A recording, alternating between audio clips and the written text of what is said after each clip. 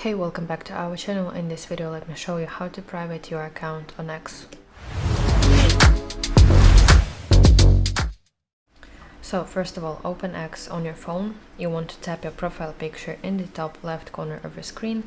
Now in this menu, you have to scroll down until you reach settings and privacy. As you can see, your settings are divided into different sections. You need to go to section privacy and safety. Now from here, go to audience and tagging, and at the top of your screen you should see this option that's called protect your posts. This is the feature that is responsible for making your account private. So let's turn this on, and from the moment that you make your account private, only your current followers are able to see posts on your profile. And also new followers, new people who want to follow you on X, they must send you follower request that you must manually approve or decline, and there is specific dedicated page on X where you can do that.